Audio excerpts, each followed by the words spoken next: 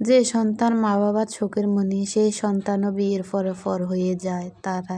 তখন সন্তানটাও মা বাবার কাছে বোঝা হয়ে দাঁড়ায়। আসসালামু আলাইকুম, সবাই কেমন আছেন? আশা করি যে যেখান থেকে আমার ভিডিওটি দেখছেন ভালো আছেন এবং সই সালামতে আছেন। তো আজকে সকালে ঘুম থেকে ওঠার পরে আজকে ছাদে গেছিলাম।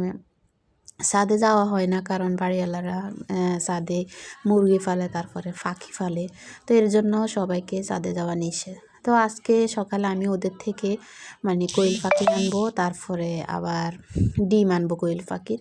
তো এর জন্য ভাবি ডেকে নিয়ে গেছে। যাওয়ার পর দেখতেছি মাশাল্লাহ ওদের ছাদে অনেক ধরনের সবজি গাছ লাগাইছে, অনেক কিছু লাগাইছিল।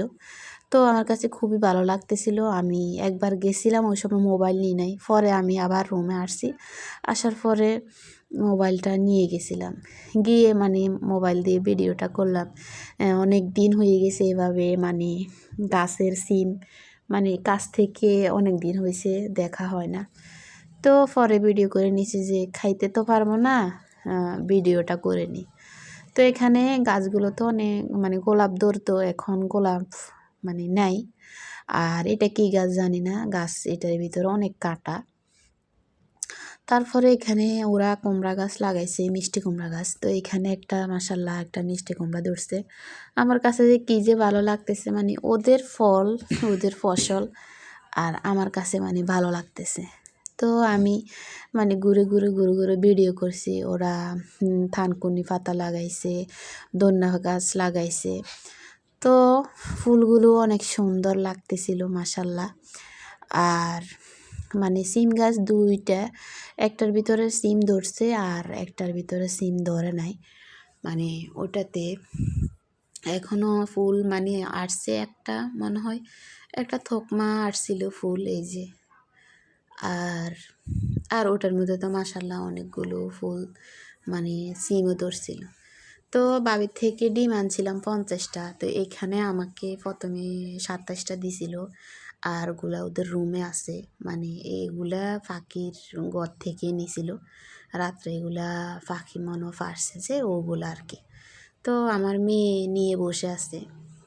আর কোয়েল পাখি আনছিলাম 7টা।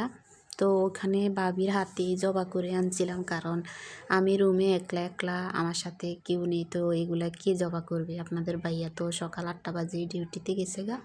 আমার ছেলেকে নিয়ে ওকে মাদ্রাসায় দিয়ে পর ও ডিউটিতে যায় আর কি।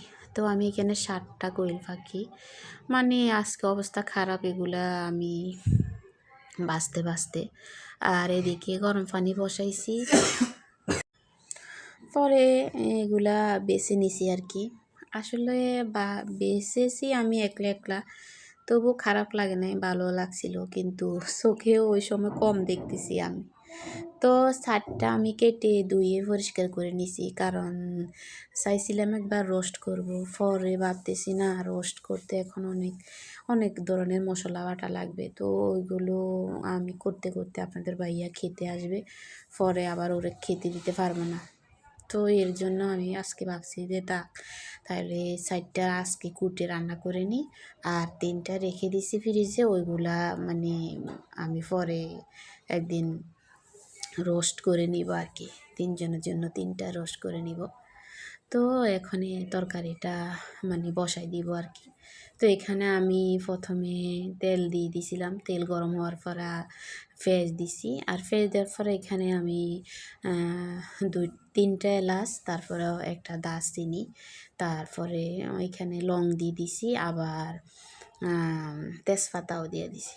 দেওয়ার পরে এগুলো ভালো করে ভেজে নিছি। ভেজে নেওয়ার পরে আদা রসুন, যে যেরকম খায়, কেউ আদা রসুন বেশি খায়, কেউ কম খায়। তো আমি পরিমাণ মতো আমি যেভাবে খাই এভাবে দিলাম, আর জিরা বাটা দিয়ে দিলাম। দিয়ে ওগুলোকে ভালো করে নেড়ে ছেড়ে 5 মিনিটের মতো এগুলো বারবার নেড়ে ছেড়ে, তারপরে আমি হালকা জল দিয়েছিলাম।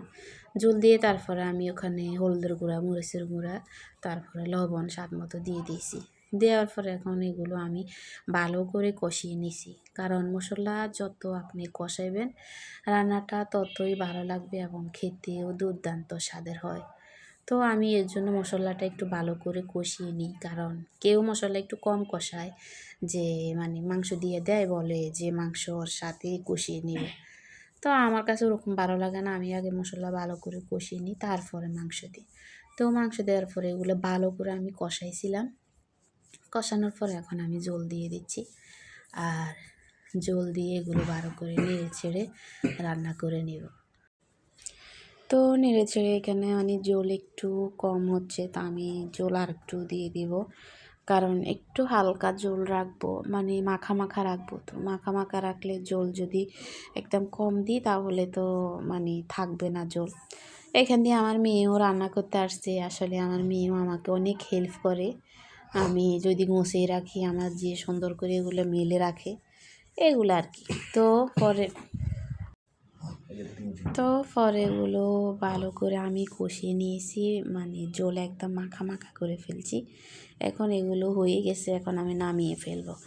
আর কাঁচামরিচটা দিয়ে দিয়েছি, কাঁচামরিচ দিলে ফ্লেভারটা ভালো আসে, এর জন্য দিয়েছিলাম, না হলে মানে না দিলেও হতো। তো আপনারা যদি জাল কম খান তাহলে আপনারা কম দিলেও হবে। তো আমি আসলে এই যে পাখির মাংসটা রান্না করছিলাম, এটা আমার কাছে খুবই ভালো লাগছিল আজকে খেতে। প্রথম রান্না করছি, আরও একদিন আমি দুইটা, ওটা মানে কোনো রকম আর কি রান্না করে আমার ছেলেকে খাওয়াইছিলাম, ওটা অনেক আগে।